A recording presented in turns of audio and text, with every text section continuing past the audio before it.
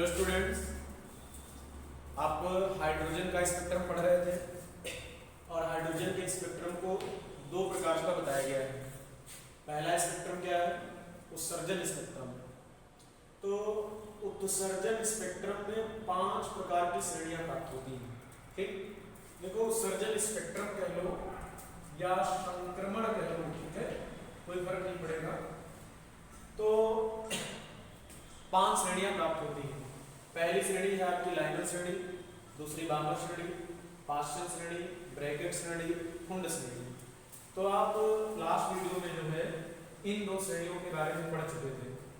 तो इन दोनों श्रेणियों के लिए वेवलेंथ निकालने का तरीके आपके क्या थे? 1/λ r 1/n² और -1/n²। ठीक है, इस वाली सीरीज के लिए n1 का मान 1 होता है क्योंकि सभी संक्रमण पहली कक्षा में समाप्त होते हैं, और n2 का मान 2, 3, 4 इस तरह से हो सकता है। इस वाली सीरीज के लिए n1 का मान 2 है और n2 का मान 3, 4, 5 जैसी जो भी लिखा गया है। और ये हमारी जो श्रेणी है ये स्पेक्ट्रम के पराबैंगनी भाग में पड़ती है। पराबैंगनी भाग में पड़ती है। अगर आपसे पूछा जाए कि लाइनर श्रेणी स्पेक्ट्रम के किस भाग में पड़ती है, तो लाइनर श्रेणी या लाइनर श्रेणी की जो तरंगदैर्घ्य होती है, जितनी भी रेखाओं की आप तरंगदैर्घ्य निकालेंगे वो सभी तरंगदैर्घ्य पराबैंगनी क्षेत्र की आएंगी, अर्थात उनकी वैल्यू जो होगी वो दृश्य क्षेत्र से कम रहेगी। फिर बामर श्रेणी, तो बामर श्रेणी जो है इसकी तरंगदैर्घ्य दृश्य क्षेत्र में प्राप्त होती है, अर्थात बामर श्रेणी हमारे दृश्य भाग में पड़ती है। ठीक, तो 2 श्रेणियां आपने पढ़ ली थी। आज आपको पढ़नी है तीसरी पाश्चन, चौथी ब्रैकेट और अगली क्या है? कुंड सीरीज। ठीक, तो देखो तीसरी श्रेणी डाल रहे हैं पाश्चन श्रेणी। पाश्चन श्रेणी क्या है? तो लाइनर बामर में आपके संक्रमण कहां से कहां तक समाप्त होते थे कि लाइनर में किसी उच्च ऊर्जा स्तर से प्रारंभ हुए और पहली कक्षा में समाप्त हो गए। बामर श्रेणी में किसी उच्च कक्षा से प्रारंभ हुए और दूसरी कक्षा समाप्त हो गए। ठीक, पाश्चन श्रेणी में आप कैसे पता चल जाता है? पाश्चन श्रेणी कि इस श्रेणी के जितने भी संक्रमण होंगे, ठीक है, पाश्चन श्रेणी के जितने भी संक्रमण आपके होंगे वो किसी ऊंची ऊर्जा अवस्था से शुरू होंगे। ठीक है, और किसी उच्च ऊर्जा अवस्था से शुरू होंगे और ये तीसरी कक्षा पर समाप्त हो जाएंगे। देखिए जैसे हाइड्रोजन परमाणु के एनर्जी डायग्राम में देखें तो n बराबर 1, n बराबर 2, ये n बराबर 3, n बराबर 4, n बराबर 5, n बराबर 6, ठीक, n बराबर 7 इस तरह से। ये n बराबर 1 हो गया, n बराबर 2, n बराबर 3, 4, 5, 6 और ये आपका हो गया 7। ठीक, तो पाश्चन श्रेणी में कब मिलेगी? जब संक्रमण किसी उच्च कक्षा से शुरू होगा और तीसरी पर समाप्त हो जाएगा। देखो अगर दूसरी पर समाप्त होता है तो बामर श्रेणी है, और अगर पहली पर समाप्त होता है तो लाइनर श्रेणी है। किसी उच्च कक्षा से शुरू होगा और n बराबर 3 पर समाप्त हो जाएगा। ठीक, मतलब ये हुआ इस श्रेणी के सभी संक्रमण उच्च ऊर्जा स्तर से शुरू होंगे। ठीक, जैसे अब ये कब बनेगा ऐसा? जैसे मूल अवस्था के इलेक्ट्रॉन को ऊर्जा मिली और ऊर्जा लेकर वो किसी उच्च कक्षा में चला गया, फिर वापस आते समय मान लो वो 7 में अगर गया है तो वो 3 में आ गया, या 6 में गया है और वो 3 में आ गया, या 5 में जाकर फिर 3 में आया, या 4 में गया और फिर लौटा तो 3 में। तब हमें जो सीरीज मिलेगी, मतलब जितने भी संक्रमण उच्च ऊर्जा स्तर से शुरू होंगे और वो तीसरी कक्षा n बराबर 3 पर समाप्त हो जाएगी। ठीक है, तब हमें जो सीरीज मिलेगी वो कौन सी सीरीज होगी? पार्शियल श्रेणी होगी, मतलब जो रेखाएं प्राप्त होंगी, जो तरंगदैर्घ्य प्राप्त होंगी वो पार्शियल श्रेणी की होंगी। और इस श्रेणी की रेखाओं की तरंगदैर्घ्य निकालने के लिए फार्मूला ये यूज होगा r1/n1² माइनस 1/n2²। ठीक, और हम आपको दूसरे भी तरीके इसके बता चुके हैं कि जिन दो ऊर्जा स्तरों के बीच में संक्रमण हो, जैसे इसकी एनर्जी -13.6 है, ये -3.4 है, ये माइनस का 0.85 है, सॉरी माइनस का 1.5 है, और ये हमारी कितनी है माइनस की 0.85, ये माइनस की कितनी है 544। इस तरह से एनर्जी और भी आगे बढ़ाएंगे, बता सकते हैं। वही सूत्र लग रहा है -13.6/n², इनका मान लिखते चले जाएंगे, ऊर्जा निकलती चली जाएगी। तो जिन दो ऊर्जा स्तरों के बीच में संक्रमण हो, उन दो ऊर्जा अंतरालों का या उन दो स्तरों के बीच ऊर्जा अंतराल निकाल लेंगे डेल्टा ई, और डेल्टा ई को हम कर देंगे इसकी या लैम्डा निकालेंगे, डेल्टा ई कैलकुलेट हो जाए तो लैम्डा निकालेंगे 12375 डेल्टा ई, ये ईवी में तो आपका रिजल्ट होगा एंगस्ट्रॉम में। बहुत आसान है वेवलेंथ निकालना, नहीं तो आप ये तरीका अपनाएंगे। ठीक, इस श्रेणी की रेखाओं की तरंगदैर्घ्य निकालने के लिए सूत्र होगा r1/n1² माइनस 1/n2²। इसमें r रेड कर लेता हूं, n, तो n1 का मान इस श्रेणी के लिए 3 रहेगा क्योंकि सभी संक्रमण 3 पर समाप्त हो गए हैं। n2 का मान इस श्रेणी के लिए ध्यान देते हैं, n2 का मान इस श्रेणी के लिए 4 से स्टार्ट होगा, 4 5 6 डैश कर देंगे। इस श्रेणी की रेखाओं को P से प्रदर्शित किया जाता है।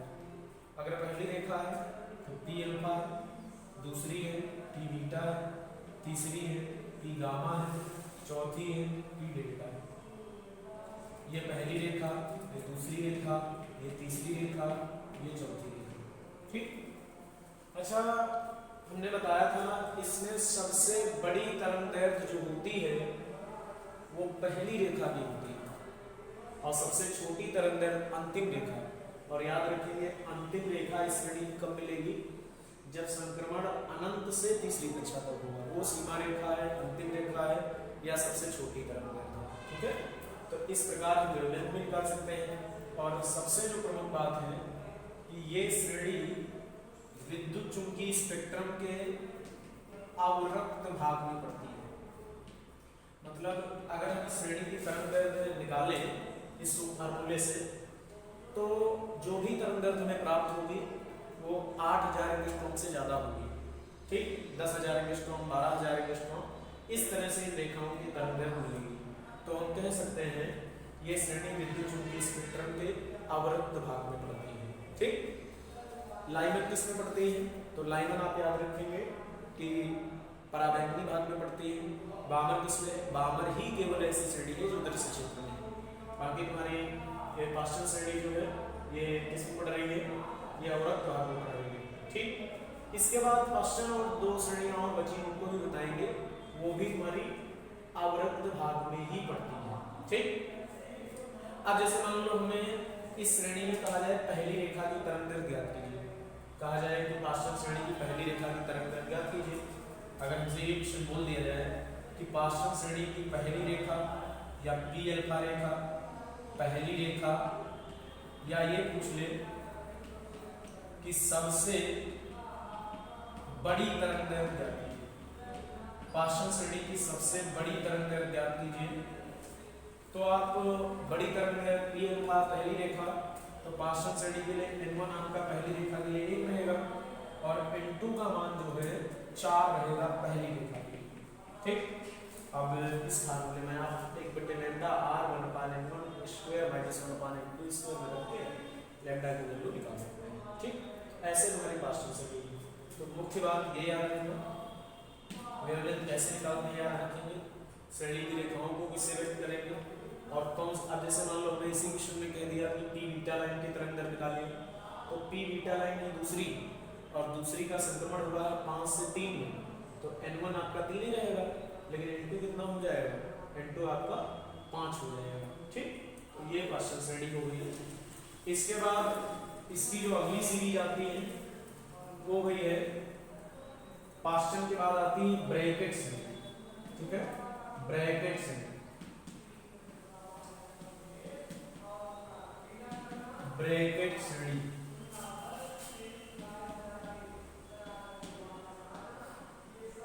ठीक है, तो ब्रैकेट श्रेणी कब मिलेगी, ये तो क्वेश्चन हो गई। तो ब्रैकेट श्रेणी के सभी जो संक्रमण होंगे वो किसी उच्च ऊर्जा स्तर से शुरू होंगे और चौथी कक्षा, ठीक, n बराबर 4 पर समाप्त हो जाएंगे। ठीक, भाई लाइमन श्रेणी के जो सभी संक्रमण होंगे ये हाई एनर्जी लेवल से स्टार्ट होंगे, उच्च ऊर्जा स्तर से, कहां पर खत्म हो जाएंगे, तो ये चौथी कक्षा पर समाप्त हो जाएंगे। ध्यान देना, जैसे मान लो यहाँ का इलेक्ट्रॉन ऊर्जा अवशोषित करके मान लो यहाँ आ गया या यहाँ आ गया या यहाँ आ गया, लेकिन जब बैक हुआ तो वो यहाँ पहुँच गया चौथी कक्षा में, या इस वाली कक्षा से इसमें आ गया, ठीक, या इस वाले ऊर्जा स्तर से इसमें आ गया। ये आपकी कौन सी श्रेणी थी, ये है पास्चन श्रेणी। अब ये जो तरंग दैर्ध्य में प्राप्त होगी, तो उच्च कक्षा से निम्न कक्षा में आएगा तो ऊर्जा एक निश्चित तरंग एक निश्चित आवृत्ति का उत्सर्जन करके आएगा, तो हमें कुछ स्पेक्ट्रम में रंगीन रेखाएं मिलेंगी और वो रेखाओं का समूह ब्रैकेट श्रेणी में है। ठीक, तो ब्रैकेट श्रेणी की रेखाओं को बी से व्यक्त करते हैं, तो ये बी अल्फा हो गया, ये बी बीटा हो गया और ये आपका बी गामा हो गया। ये पहली रेखा हो गई, ये दूसरी रेखा हो गई, तीसरी, ऐसे और ऊपर से दिखाएंगे तो चौथी रेखा हो जाएगी। तो याद रखेंगे इस श्रेणी के सभी संक्रमण किसी ऊंचे ऊर्जा स्तर से प्रारंभ होंगे और चौथी कक्षा पर समाप्त हो जाएंगे।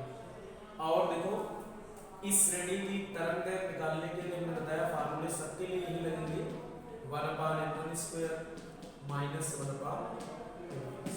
ठीक, अब इस श्रेणी के लिए क्या होगा, इस श्रेणी के लिए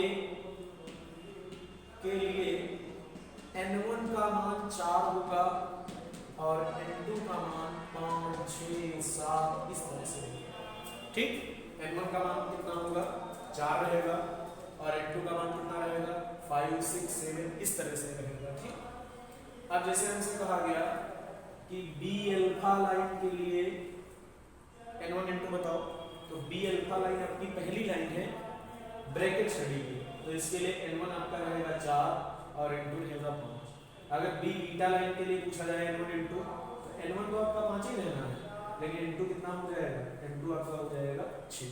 ठीक, फिर इसके बाद क्या करेंगे, यह श्रेणी भी स्पेक्ट्रम के अवरक्त भाग में पड़ती है। ठीक, देखो आपकी पास्चन श्रेणी भी अवरक्त भाग में है और आपकी ब्रैकेट श्रेणी भी अवरक्त भाग में पड़ती है। ठीक, और इस श्रेणी की रेखाओं को आप लिख चुके हैं कि बी से व्यक्त करते हैं। तो देखो जैसे क्रम है सभी श्रेणियों का वैसे ही निम्न कक्षा पर समाप्ति है। लाइनर सीरीज पहली थी तो पहली पर समाप्त हो गया था, बाबर दूसरी थी, दूसरी कक्षा पर सभी संक्रमण खत्म हुए थे, और पास्चन तीसरी श्रेणी है तो तीसरी पर संक्रमण समाप्त हो गए, ब्रैकेट चौथी श्रेणी है तो चौथी पर संक्रमण समाप्त हो गए। ठीक, तो इस प्रकार आपकी, अब तुम्हें जैसे ब्रैकेट श्रेणी की किसी भी रेखा की तरंग निकालनी है, मान लो डी गामा लाइन की निकालनी है, तो ब्रैकेट श्रेणी पहले आप ध्यान रखो ये चौथे पर n1 4 होगा, फिर बी गामा तीसरी लाइन होगी, तीसरी लाइन का संक्रमण, पहला संक्रमण 5 से 4 है, दूसरा संक्रमण 6 से 4 है, तीसरा संक्रमण 7 से 4 है, तो पांचवा ये तीसरा संक्रमण आपकी तीसरी रेखा कब मिलेगी, जब 7 से 4 में संक्रमण हो, तो n1 n2 ऐसे रख के लैम्डा की वैल्यू निकाल सकते हैं। ठीक, लेकिन अगर परीक्षा की दृष्टि से देखा जाए तो सबसे ज्यादा इंपॉर्टेंट आपकी दो ही श्रेणियां हैं। ठीक, अब आते हैं लास्ट सीरीज पे इसकी, और लास्ट सीरीज इसकी कौन है, फुंड श्रेणी। ठीक, पांचवी श्रेणी जो है ये आपकी फुंड श्रेणी है, फुंड श्रेणी।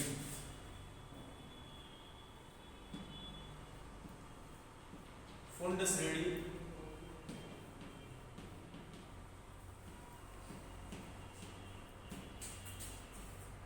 ठीक, तो ध्यान दीजिए कि जैसे पांचवी श्रेणी है तो संक्रमण भी इसका 5 पर समाप्त होगा, मतलब इस श्रेणी के सभी संक्रमण हाई एनर्जी लेवल से शुरू होंगे और किस कक्षा पर समाप्त हो जाएंगे, पांचवी कक्षा n बराबर 5 इस पे समाप्त। जैसे इस डायग्राम में देखें तो एक संक्रमण इसमें बन जाएगा जब 6 से 5 में होगा, मतलब इलेक्ट्रॉन ऊर्जा उत्सर्जित करके जब 6 से 5 में आएगा, और जब इलेक्ट्रॉन ऊर्जा उत्सर्जित करके 7 से 5 में आएगा तब भी हमें जो सीरीज या जो तरंग दैर्ध्य प्राप्त होगी वो फुंड सीरीज की प्राप्त होगी। ठीक, और इस श्रेणी की रेखाओं को पीएफ से व्यक्त करेंगे। अब जैसे मान लीजिए कि 6 से 5 में संक्रमण हुआ है तो ये पहली रेखा है और पहली रेखा को हम लिखेंगे पी एफ अल्फा। ठीक है, पी एफ अल्फा। दूसरी रेखा है तो इसको हम लिख सकते हैं पी एफ बीटा। ठीक, और देखिए जब संक्रमण हमारा किसी उच्च ऊर्जा स्तर से शुरू होगा और 6 पर या 5 पर समाप्त होगा तो एक निश्चित ऊर्जा का उत्सर्जन होगा, और वो ऊर्जा उस ऊर्जा के संगत एक निश्चित तरंग दैर्ध्य का उत्सर्जन होगा। और वो तरंग दैर्ध्य कैसे ज्ञात कर सकते हैं, तो याद रखेंगे कि 1/λ = r 1/n1² - 1/n2²। ठीक, इस फार्मूले से आप इसकी भी यूनिट निकाल सकते हैं। जैसे हमसे कहा जाए सबसे बड़ी तरंग दैर्ध्य या पीएफ अल्फा लाइन के लिए कहा जाए इसकी तरंग दैर्ध्य का लिए, तो हम क्या करेंगे, n1 का मान पहली रेखा है n1 5 रहेगा, n2 आपका 6 रहेगा। यहाँ से आप पहली रेखा की तरंग दैर्ध्य कर सकते हैं। और इस श्रेणी के लिए आपको बता दें n1 तो हमेशा ही 5 ही रहना है, लेकिन n2 क्या हो सकता है 6, 7, 8 इस तरह से हो सकता है। और ये श्रेणी भी स्पेक्ट्रम के किस भाग में पड़ती है, तो आप बताएंगे अवरक्त भाग में पड़ती है। ये श्रेणी भी स्पेक्ट्रम के अवरक्त भाग में पड़ेगी। ठीक, तो इसके आप देख लीजिए 5 श्रेणियां हुई और पांचों काफी सरल हैं। जब सभी संक्रमण 1 पर समाप्त हो तो लाइमन है, सभी संक्रमण अगर 2 पर समाप्त हो, देखो संक्रमण आपको बता रखा है कि इलेक्ट्रॉन का एक स्तर से दूसरे स्तर तक जाना, एक कक्षा से दूसरी कक्षा में कूदना, ये संक्रमण है।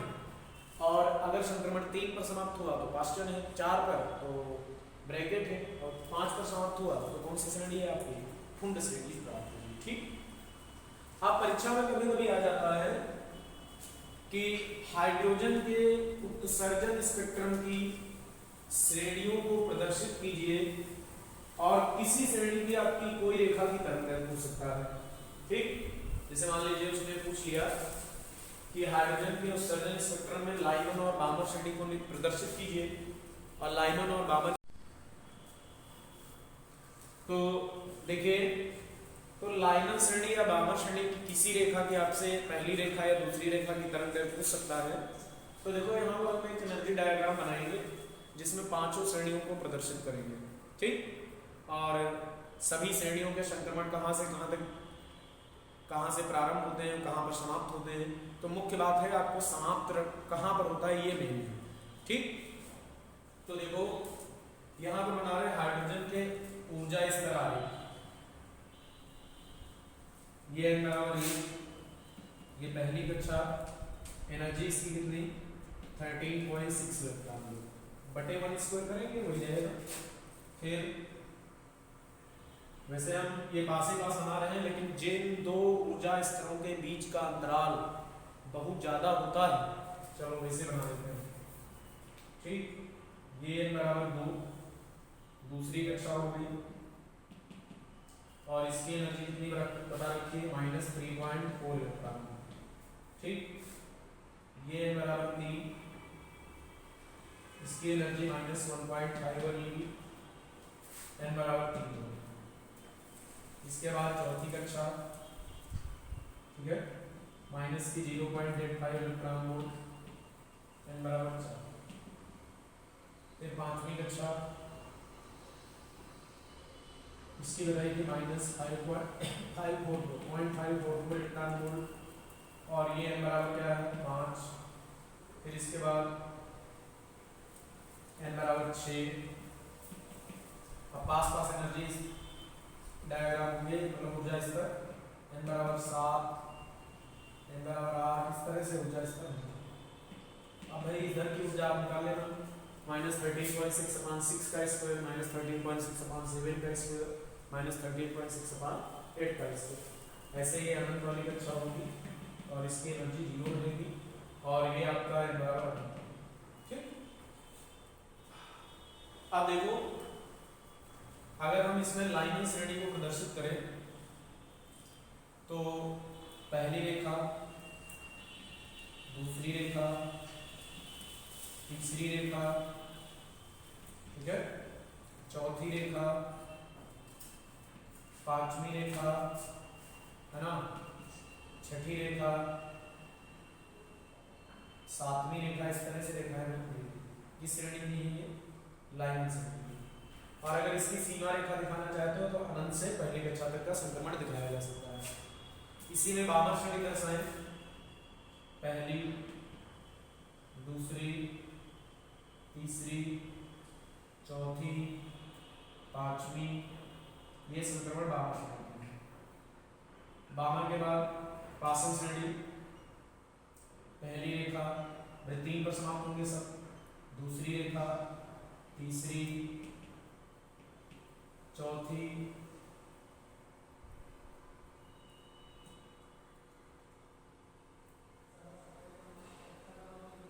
पांचवी, ठीक, इस तरह की रेखा है पासन श्रेणी की। पासन के बाद ब्रैकेट श्रेणी, पहली रेखा, दूसरी रेखा, तीसरी रेखा, चौथी।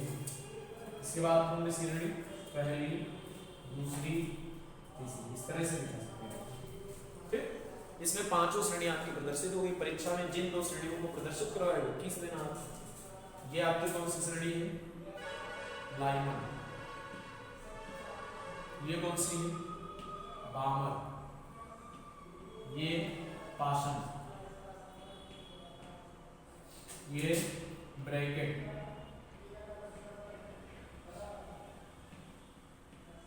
ये कुंड श्रेणी।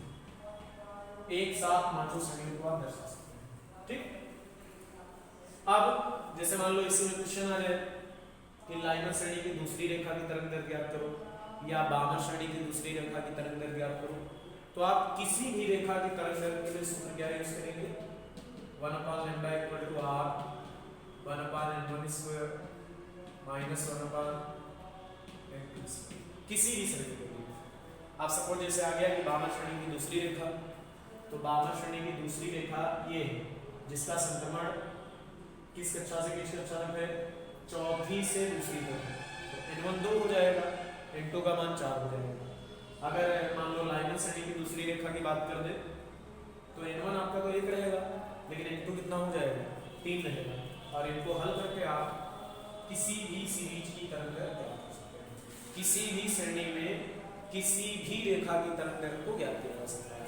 ठीक है, ये तो हमारा उत्सर्जन संक्रमण समाप्त हुआ। इसके बाद पहला आप उत्सर्जन संक्रमण पढ़ रहे थे या उत्सर्जन स्पेक्ट्रम पढ़ रहे थे, और दूसरा स्पेक्ट्रम जो है, दूसरा जो संक्रमण है वो आपका कौन सा रहेगा? अवशोषण संक्रमण। ठीक है, दूसरा संक्रमण या स्पेक्ट्रम जो है अवशोषण रहेगा। तो बड़ा आसान है अवशोषण, कोई दिक्कत नहीं है। देखो हाइड्रोजन परमाणु में 1 इलेक्ट्रॉन होता है और सामान्य अवस्था में अपनी ग्राउंड स्टेट मतलब मूल अवस्था में होता है। मूल अवस्था क्या है? जहां पर परमाणु के पास कोई किसी प्रकार की अतिरिक्त ऊर्जा नहीं है, इलेक्ट्रॉन को कोई ऊर्जा नहीं मिलेगी। जैसे हाइड्रोजन में एनर्जी डायग्राम ये बनाए, ऊर्जा स्तर बनाए, एनर्जी लेवल। ठीक, तो सामान्य ताप पर हाइड्रोजन परमाणु का जो इलेक्ट्रॉन होता है, ठीक, सामान्य ताप पर हाइड्रोजन परमाणु के जो इलेक्ट्रॉन होते हैं, हाइड्रोजन परमाणु में 1 इलेक्ट्रॉन पहली कक्षा में ही होता है। ठीक, पहली कक्षा में होता है। लेकिन अगर टेम्परेचर ज्यादा है, उच्च ताप है, तो ये इलेक्ट्रॉन बहुत ज्यादा दूसरी कक्षा में हो सकता है। ठीक, तो सभी, अब जैसे ये इलेक्ट्रॉन को सामान्य ताप पर इस इलेक्ट्रॉन को ऊर्जा मिली, तो ये किसी उच्च कक्षा में जाएगा। ये इलेक्ट्रॉन किसी भी उच्च कक्षा में जा सकता है, ठीक, किसी भी उच्च कक्षा में, दूसरी, तीसरी, चौथी, पांचवी, किसी भी उच्च कक्षा में जा सकता है। तो देखो, अगर किसी उच्च कक्षा से निम्न कक्षा में आते समय जिस ऊर्जा का उत्सर्जन या उत्सर्जन, देखो इनकी ऊर्जा निश्चित होती है ना, हर स्तर में इलेक्ट्रॉन की ऊर्जा निश्चित होती है। तो अगर संक्रमण एक स्तर से दूसरे स्तर तक हुआ है तो ऊर्जा का उत्सर्जन उन्हीं दो स्तरों के ऊर्जा अंतराल के बराबर होगा, या अवशोषण उन्हीं दो ऊर्जा स्तरों के अंतराल के बराबर होगा। तो जब संक्रमण अवशोषण वाले सभी पहली कक्षा से किसी उच्च कक्षा में स्टार्ट हुए तो सीरीज जो हमें मिलेगी वो कौन सी होगी? लाइमन सीरीज होगी। मतलब सामान्य ताप पर हाइड्रोजन परमाणु के अवशोषण स्पेक्ट्रम में जो हमें रेखाएं, काली रेखाएं प्राप्त होंगी, उन सबकी तरंग दैर्घ्य किसके बराबर आएगी? जो लाइमन श्रेणी में है, मतलब परावैंगी भाग में आएगी। लेकिन अगर टेम्परेचर ज्यादा है तो ये इलेक्ट्रॉन यहाँ भी हो सकता है। अब इसका संक्रमण किसी उच्च कक्षा में है, किसी उच्च कक्षा में है। अगर इलेक्ट्रॉन उच्च ताप पर ऊपरी कक्षा में है, दूसरी कक्षा में है, तो संक्रमण इंटरवल 2 से शुरू होगा, ठीक, और 2 से शुरू होगा किसी उच्च कक्षा में, तो 2 से जब संक्रमण शुरू होगा तो मिलेगी गामा श्रेणी। तो आप ध्यान रखिए, सामान्य ताप पर हाइड्रोजन परमाणु के अवशोषण स्पेक्ट्रम में लाइमन श्रेणी मिलेगी, उच्च ताप पर हाइड्रोजन के अवशोषण स्पेक्ट्रम में कौन सी श्रेणी मिलेगी? बामा श्रेणी मिलेगी। और तरंग दैर्घ्य ज्ञात करने का तरीका वही रहेगा, 1/λ = r 1/m² - 1/n²। सामान्य ताप पर लाइमन, उच्च ताप पर कौन सी श्रेणी? बामा श्रेणी, ठीक। और तरंग दैर्घ्य निकालने का यही तरीका। तो इस प्रकार ये हाइड्रोजन का स्पेक्ट्रम समाप्त होता है। देखो इसमें आप भाई r के बारे में जरूर याद रखना, ठीक। r बराबर है 1.097 और हमें 10⁻⁻7 प्रति, ठीक। ये वैल्यू जरूर याद कर लेना, नहीं तो आप ये तरंग दैर्घ्य नहीं निकाल पाओगे। देखो अब कई प्रकार के क्वेश्चन होंगे, जिन रेखाओं की जैसे आपसे तरंग दैर्घ्य पूछे आप उनको हल करेंगे। देख लेना किस लाइन की पूछ रहा है, किस श्रेणी की पूछ रहा है। 5 श्रेणी, श्रेणियों में सबसे ज्यादा इंपॉर्टेंट आपकी यही है, ठीक। तो आज के वीडियो में इतना ही है, और नेक्स्ट वीडियो में आपको परमाणु में विविध ऊर्जा स्तरों की पुष्टि वाला एक प्रयोग पढ़ाएंगे। बस रिलेशन